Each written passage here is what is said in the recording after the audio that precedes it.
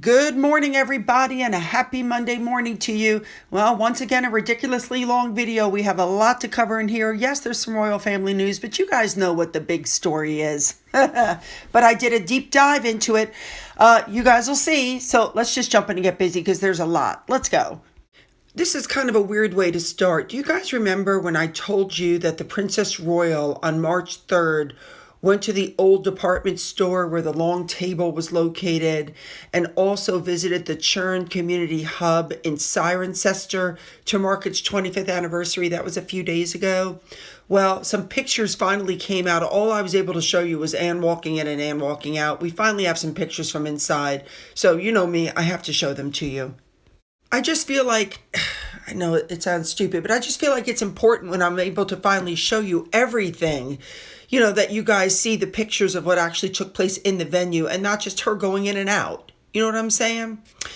Anyway, let's continue, and we're going to stick with Princess Anne. She did a visit to the King's Troop Royal Horse Artillery to mark its 80th anniversary a day or two ago. Again, looking great.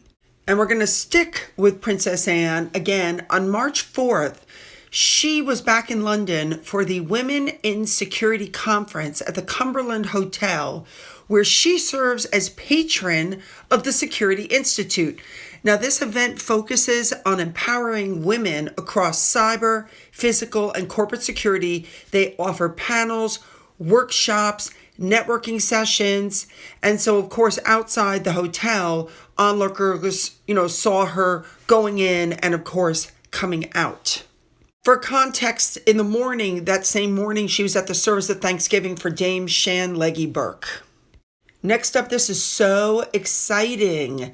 The rooms used by Queen Elizabeth and Prince Philip at the Palace of Holyrood in Edinburgh is going to open. They're going to be on show this summer. You'll be able to tour the apartments, and this is the very first time in history that they have been open. It's part of the celebration to mark the 100th anniversary of the late monarch's birth. Very modestly decorated. Anyway, these apartments date from the 17th century and have been used by members of the royal family since Queen Victoria's time. You'll be able to see how they were furnished with pieces from Elizabeth and Philip's personal collection, as well as objects from the royal collection. Also, you're going to see one of, I think it's 4 outfits that will be on show at the same time. They're going to do a display in the dressing room where Queen would prepare for official engagements. Oh, lovely.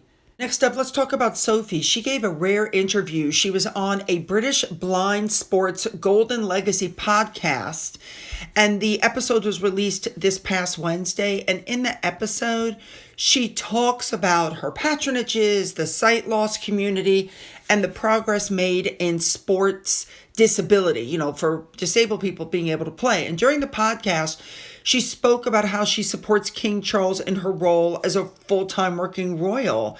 She is patron to more than 70 charities and organizations. I mean, she's so hard.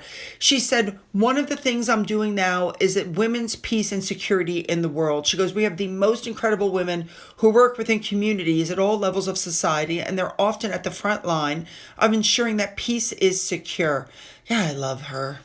Let's move on now to Sophie's fabulous husband, Edward. Working with the Duke of Edinburgh Award, he visited the Screens Park Activity Centre to open their newest building named Treacher, like Treacher, Treacher. And this happened on March 4th. He also met the Essex Scouts. And of course, at the end, he unveiled a fabulous plaque with flair. I just love that. Good for you, Edward. All right, let's move on now to the Duke of Gloucester. As patron of Homeopathy UK, he received Miss Monica Price, she's the CEO, at Kensington Palace on February 26th. This picture just came out. And sticking with the Duke of Gloucester, on Thursday the 5th, he was a guest of honor at a special center. It's the Bucky Boys Brigade Company. What he did there was he cut a ribbon, he unveiled a plaque to open a facility that used to be a bulb factory when it opened in 1956. And of course, now it's the Marchmont Business Center. Let's talk about the BBC. BBC, you guys suck. They have sparked significant backlash because they announced they are not going to provide live television coverage for the Commonwealth Day service this year on March 9th. Instead, you can watch an episode of the property show Escape to the Country. Now, a BBC spokesman said that the decision was due to funding challenges and the need to make difficult choices regarding the corporation's budget. This is the first time since 1989 that the service will not be broadcast live on TV, with the only exceptions being the 2021 pandemic. And of course, King Charles, Queen Camilla, Prince and Princess of Wales are going to be there. I mean, I think this is terrible. Now, public sentiment is not good. Critics have argued the decision could cause the Commonwealth to fade into irrelevance and express disappointment that the national broadcaster is deprioritizing this major event. All right, let's talk about James Middleton, Catherine's brother. He was at Crufts at the medical detection dog stand, being seen squatting down and making a fuss over some of the dogs on the show. They're saying that he was talking to the visitors as if he's one of the team, working with the dogs and meeting clients, and even took part in a demonstration. Crufts sees thousands of pet owners with their dogs take to the 4-day event in Birmingham. I think that's lovely. All right, let's move on to Princess Eugenie. Her charity is under scrutiny, and the public watchdog is assessing concerns that were raised. It's the Anti-Slavery Collective, founded in 2017 by Princess Eugenie and her friend Julia.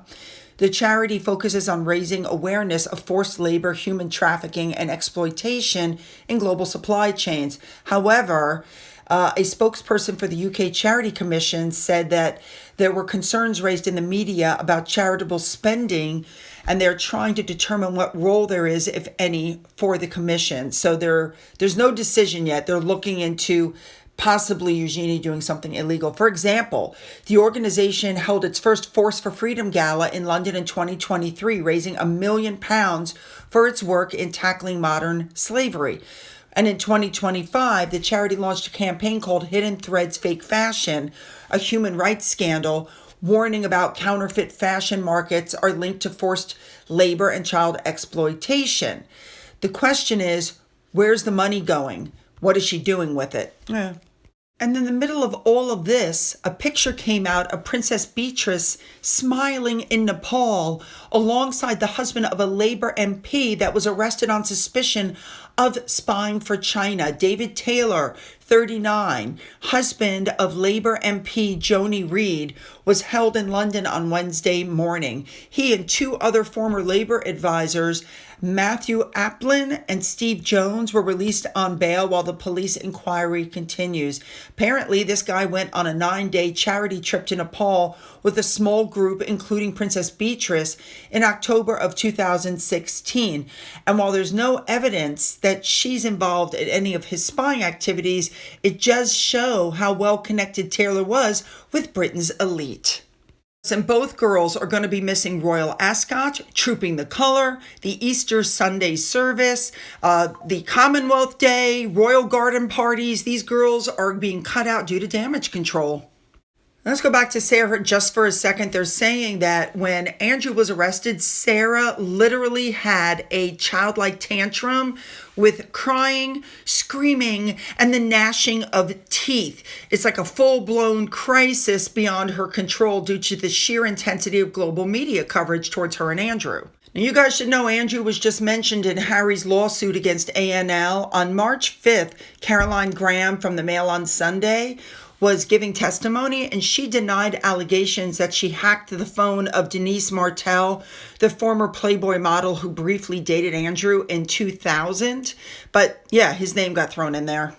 And finally, finishing up with Andrew, there's mounting calls for him to surrender his passport. The palace and security sources have apparently expressed unease that he might seek refuge in a country where he has long-standing ties, like the UAE, Bahrain, or China. to avoid ongoing legal problems. But as of March 2026, no formal travel restrictions have been placed on him, which leads people to wonder what's going on. Well, I could see why people would be worried about that. All right, let's move on to some other stuff. Omid Scobie, who they're calling a royal expert, has come out and said that the relationship between William and Harry has not changed in 3 years. Harry's goals, which were a moment of accountability and an opportunity to discuss longstanding grievances, remain exactly as they were in 2023 and have not been met. And it's coming out now that Harry has repeatedly made attempts to reach out directly and through intermediaries with William, and William is avoiding dealing with this matter whatsoever. The last time they were together was in 2024 at a memorial service in Norfolk, where witnesses said they sat apart and they did not exchange a single word. Obviously, William is deeply wary of Harry after this spare. Harry has not apologized for releasing the spare. William made the strategic decision to cut ties and focus solely on his role as the future king and his immediate family. And unlike William, though, Charles has shown some moments of warmth, but look where that's gotten him. I mean, it's not been good at all. I can tell you the exact minute that their relationship was over. You guys ready? It wasn't even the spare.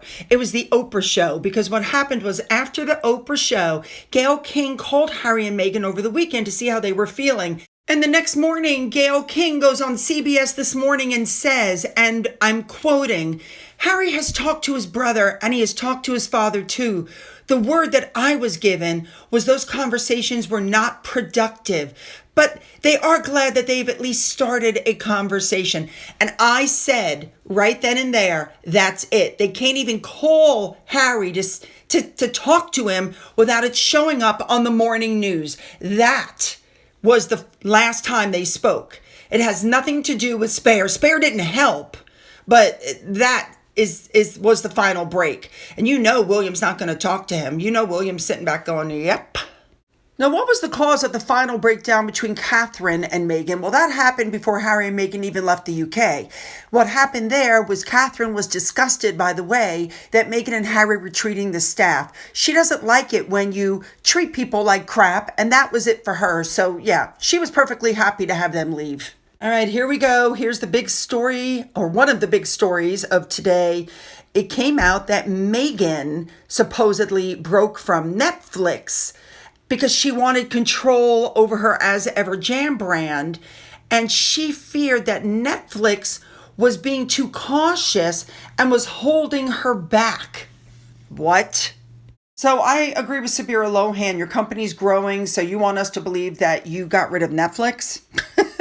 Now, this happened just 2 months after Netflix axed With Love Meghan, which we know was 16 episodes filmed back to back, and it was given scathing reviews. So I think Netflix helped her out in the very beginning and then realized that just because she's married to Harry doesn't mean she has talent.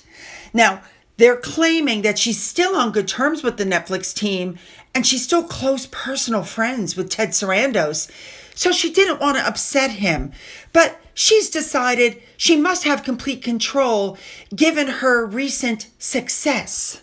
I don't know what the recent success is, but what she's claiming is she wanted to go global with the brand and she's been held back by the Netflix team because, they're more cautious. Now, the other side of the coin has come out. Netflix is claiming they cut ties with Meghan, which I believe a little more. Her show did not go on, so it didn't make sense to continue with the partnership. I mean, that makes complete sense. They gave her some money. They wanted to see what she could do, but her Instagram account has lost now, like 5,000 people because it's boring. She's selling bookmarks and doing stupid little things, but yet she expected that Netflix is holding her back. Now, of course, Meghan is trying to put the spin on it that it was all her, it was her decision. So here's what's really going on. Apparently, 2/3 of As Ever's website traffic currently comes from outside the United States. So that's an untapped international market. And she wants to expand globally to markets like the UK, Australia, and New Zealand. Could you imagine the amount of money it will cost in shipping to get products to the UK and New Zealand and Australia? People aren't going to pay that. But let's go back to Netflix. But Netflix actually put out a statement indicating that they were never planning to be a long-term backer. Do you guys remember, it wasn't that long ago, that Meghan put out this Instagram reel where she was going, cats, it was highly edited because it's cut here and there, and she's like, cat's out of the bag. This is really what's going on. I know it was going to be American Riviera Orchard, but now it's going to be As Ever. And I'm so proud to tell you guys about this. And she basically tried to explain away all the problems that she's had trying to get her company up and running. And then she made this statement. You guys remember this? Then Netflix came on not just as my partner in the show, but as my partner in my business, which was huge. Did she say they've come on as my partner, but just for a short amount of time to see what No, she made it sound like they partnered up, but we knew something was wrong, didn't we? Because Netflix never sold any of her products. It wasn't on their website. It wasn't in any of their pop-up stores. We knew something wasn't true. Meghan was lying to us. Would this be the first time that she's lied to us? No. So her whole thing about, look at this, Netflix believes in me. Netflix is going to be my partner. This is going to be great. This was another lie.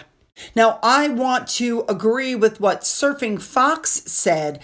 Netflix put out a statement in August of last year that said that they will continue with the brand throughout the remainder of the year, you guys. That's 2025. So as soon as their deal downgraded, Netflix was done with As Ever. That's it right there.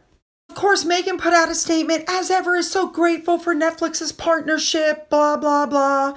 And even Netflix put out a statement. Meghan's passion for elevating everyday moments, blah, blah, blah.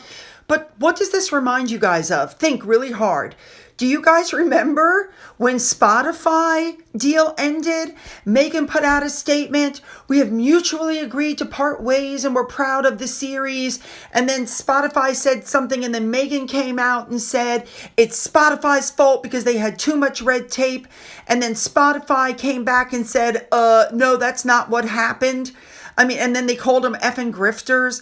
I think this is the same exact situation. They've put out statements claiming that they respect each other and they're happy for each other and, blah, blah, blah. But in the end, the truth of the matter is Meghan is a nobody with no talent, and they gave her a huge deal based on who she married, and then she blew it, just like she's blown everything else in her life. Since I've already mentioned it, let's look at all the flops since they couldn't hack it in the royal family. That was flop number 1. Number 2 is The Bench from 2021. The picture book, which was supposed to be a relationship between a father and son, was a poem that supposedly Meghan wrote for Harry when Archie was born, but it didn't even crack the UK top 50 chart during its debut week. And it did rank 100 on the Amazon US bestsellers chart, but then it stalled. And she received a $700,000 advance for the story, but the book was a complete bomb. Now, before she did The Bench, she actually did the voiceover for Disney for Elephant, and then she tried to get some more work from Disney, but she did such a bad job on the voiceover that a Disney exec actually said Meghan needs Disney more than Disney needs Meghan, and she never worked for Disney again. Then, of course, I just told you about the $20 million Spotify deal, which they didn't get $20 million. And then they ended up being called lazy effing grifters after the deal fell apart. They didn't make listeners happy. They had a 13-episode run. It was just Meghan, no Harry. Then, of course, she got the Lemonada deal, and she put the spin that she stopped doing that because she had too much on her plate, when the truth is she was more than likely fired. Then Meghan announced American Riviera Orchard. People noticed that her logo looked like she was using the royal crest. And then she started having all kinds of trademark issues. You do not announce the name of the company until you've secured the trademark. She started putting out some information and an advertisement like this one that looked like Gwyneth Paltrow from Goop. She was copying other people. We found out that the crest actually was a copy from a Spanish town. They were considering legal action because she copied that. And then we found out that her show was literally episode by episode a copy of Pamela Anderson's show. Then you had her With Love Meghan show, which was trashed by the critics. They said it was boring, contrived, and it becomes almost fascinating just because it's so stupid. The Times said Meghan was a woman in need of some cash, and it was part of her $100 million Netflix deal. And so, of course, they taped 8 episodes back to back, and then the whole thing got canceled because it performed so badly. She couldn't even get A-listers on. She had a couple of interesting people, couple we could have done without, like Chrissy Teigen, but overall, the show was a bomb. I mean, in all seriousness, how many crudité platters did she make? How much did we see her make those? Ugh. Let's keep in mind that as far as shows go, Polo, Live to Lead, Pearl, The Heart of Invictus, everything that they did, every show that they did was a complete fail. Next, you've got Harry and Meghan closing down Archwell. I mean, they basically ran out of money and they cut off all of their staff. So the big question was, would they close completely or would another charity take it over? They were looking to get a fiscal sponsor, someone to take on the outgoing cost and keep things cheap. I mean, when you get down to it, it's just smoke and mirrors. So the charity, which was Archwell Foundation, is now Archwell Philanthropies, and they spent $5.1 million expenses, we found out, in 2024, even though they only brought in $2.1 million in donations. As I reported to you on Saturday, now, after the announcement that Netflix had cut ties with the As Ever brand, all of their Netflix projects are officially stuck in limbo also. They're not doing anything. And now they've cut ties with the lifestyle brand just days after it was announced that With Love Meghan won't be returning. So there's that. And now we're going to look at the Invictus Games. You have the attendance falling exponentially.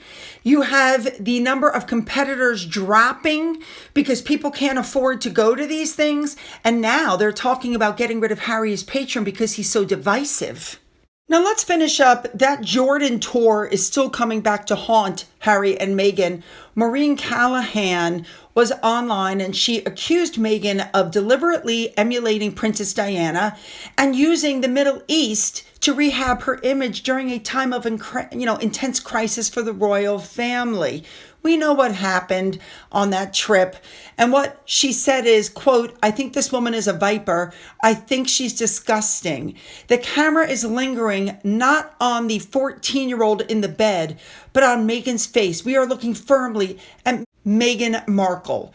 She accused Meghan of intentionally mirroring Diana's humanitarian legacy for personal benefit, and that visit was nothing short of exploitation, trying to rehab their reputations and to try to convince the public at large for the 8 millionth time that Meghan is the second coming of Diana. I agree. I think it's terrible what they did. And I do agree also that the titles should be stripped. Yeah, you guys know what I want. Put those comments down, make them good. Don't forget to hit the like and the subscribe button and the bell for all notifications. Then go down into the description box where you'll find the link to my Twitter, my Gettr, my Rumble, my email, a link to my second channel, a link to my father's book, which remains on Amazon, and a link to my Amazon wish list, as well as a physical address. For those of you who have donated to my coffee fund, thank you so much. And as always, you guys, have a great day.